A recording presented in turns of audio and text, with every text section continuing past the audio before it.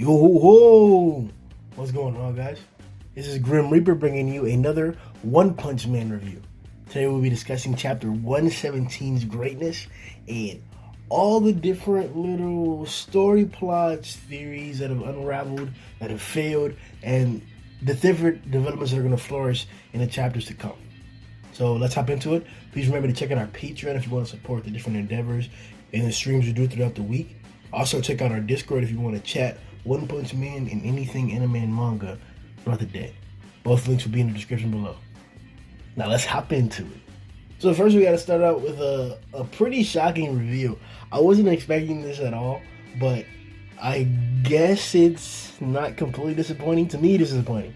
But some people in the Discord have been discussing that they're okay with it. Whatever your preference is, it's fine. But Shadow Ray, one of the new characters that we got introduced with the support team, a ninja. This seems to be associated with the ninja world. It's like Flashy Flash, Sonic, and the rest of them.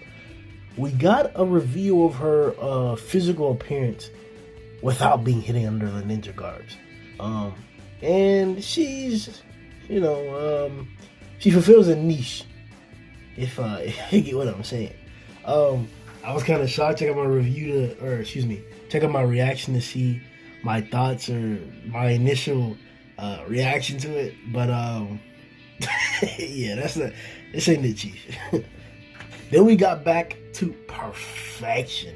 I don't know if he was doing it on purpose to have us compare the cover page to the very first page, but regardless of what it is, we get to see Mizuki, the sexy, perfect body with the booty and the abs, sitting there struggling to grab Neon's tail, apparently.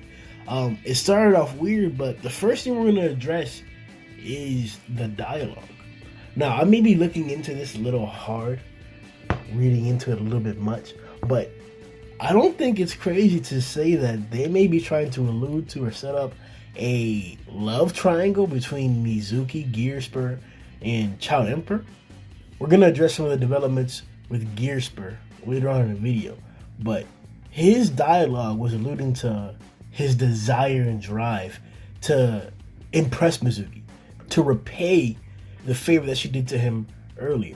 So I'm interested to see how far Gearspur is going to go in the future to gain more affection or the attention of Mizuki. If it continues or if we're seeing more of it in the next instance of the support team, because he's not a main cast member, then I think it'll be confirmed that One and Murata are trying to allude to that this character's focus is going to have to do with an interest with Mizuki. Now, oddly enough, Mizuki, about 2 or 3 times, has given hints or admiration towards Child Emperor. Now, because she also admires Darkshine, and it seems like she's admiring him in a mentor type aspect, I'm not sure if that's the same angle we're supposed to see it with Child Emperor. She's actually calling him by his name, though. And I wouldn't be surprised if it's going to be a different feeling, a different push towards that, or a different road. I'm not sure how that's going to play out. Like I said, I don't expect to see much of the support team after this arc, so I don't know how Mizuki and the others are going to be incorporated. But Mizuki is one of less than 5 girls that are extremely beautiful and very, very, very pleasant to see drawn. So I don't think Murata's going to get rid of her anytime soon. And in the long run, I think we should see more of Mizuki or get introduced to more princesses. Well, regardless of the case, I'm interested to see if that little love triangle is actually a thing. Next, we hop into Gearspur. Now, Gearspur surprised all of us. In the previous chapter, the food hero was getting dialogue alluding to a certain power-up that he might have, or some type of situation or combat ability that involves eating food. Now, it isn't that isn't the case.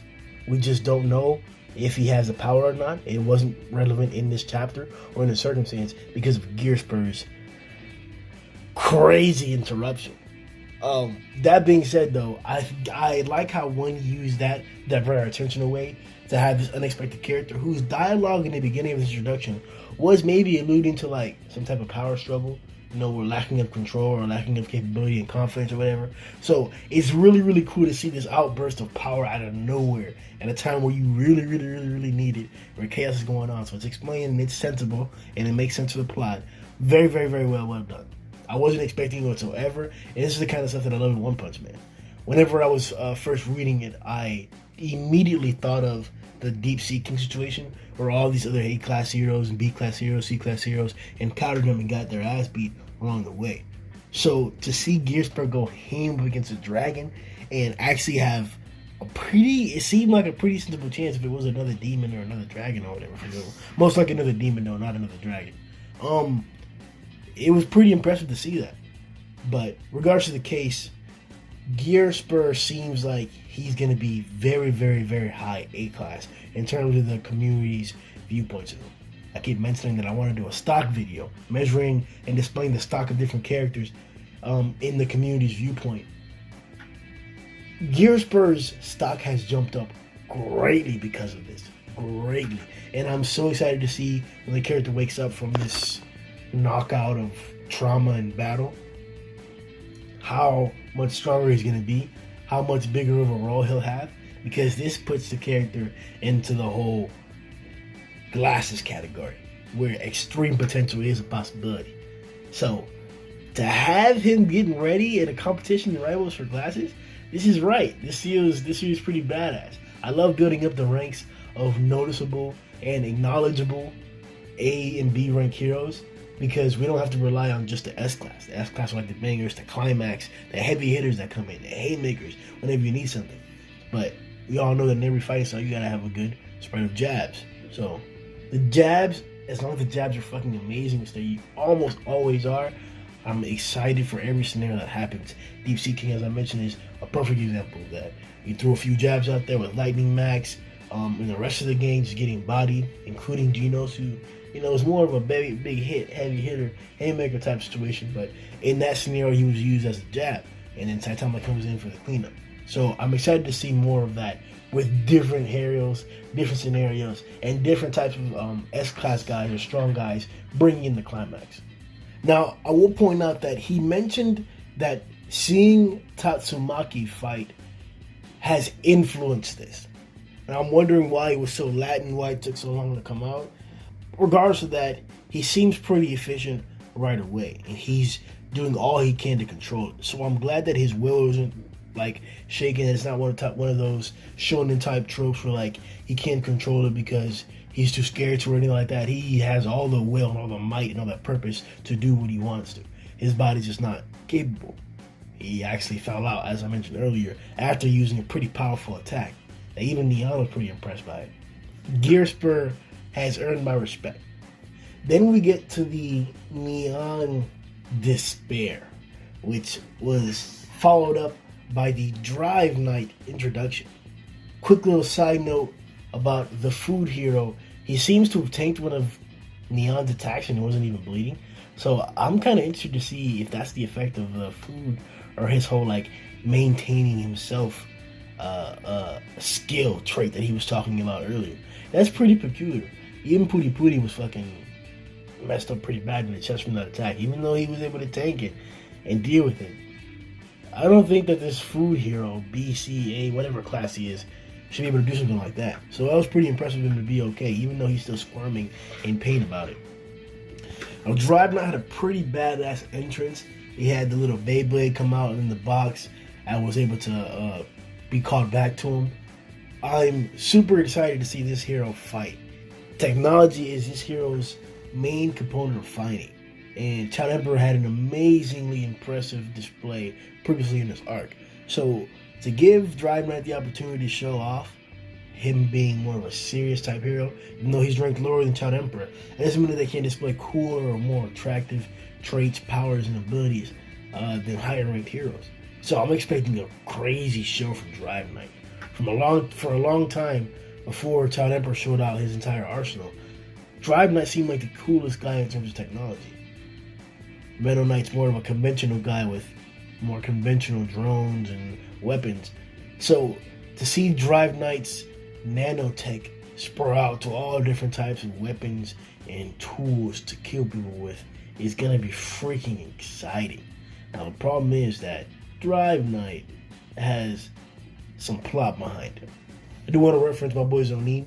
Check out his channel. He does One Punch Man content, daily videos almost, so you always get a good supply of One Punch Man from him. Here's a theory that Drive Knight is G5, the robotic monster that Atomic Samurai encountered a few chapters ago. Now, this is connected with a lot of different things that have happened throughout the arc, in terms of intelligence gathering, in terms of different types of characters being spooky and not revealing their true intentions. So, G5 being Drive Knight indeed has support behind it, but there are some implications. Now that Drive Knight's here, does that mean that his nano box was defeated by Atomic Samurai? Was it purposely defeated, or like, what's the instance of that? Was the core that Atomic failed to cut with his initial Atomic Slash Drive Knight's actual body? Is it that tough? And if G5 was Drive Knight, then what's the true purpose of him being down there, besides intelligence gathering?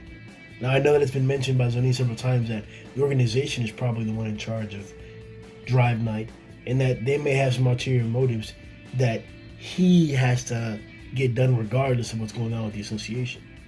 I'm excited to see what that is. The plots and reveals of Zoni's theories are getting so close to be revealed, and I'm both relieved and excited to be finally getting to addressing that point, as it's been settling and stirring the community for quite a while now. Drive Knight is freaking badass. His offensive potential should be exceptional, so there's really not much that I'm like not looking forward to. Now, I do want to address Neon before we head out.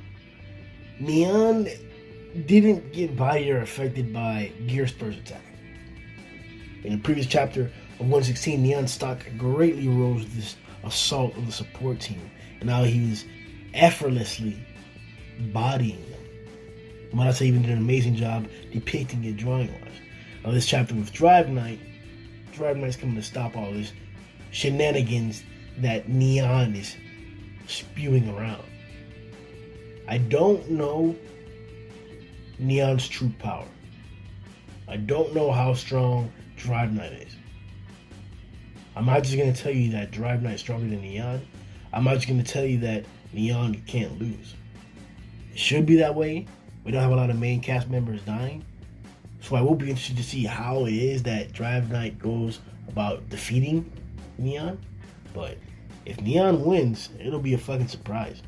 Alright guys, this is for the chapter. Make sure you like the video and share the video to your friends and different people around the community so we can grow as a team together. Make sure you check out the Discord if you want to discuss the review in the chapter further on with other people as well as myself. And make sure you hop onto our Patreon to support the things that we do on the channel, as well as help our Discord and the community grow in general. Yo ho!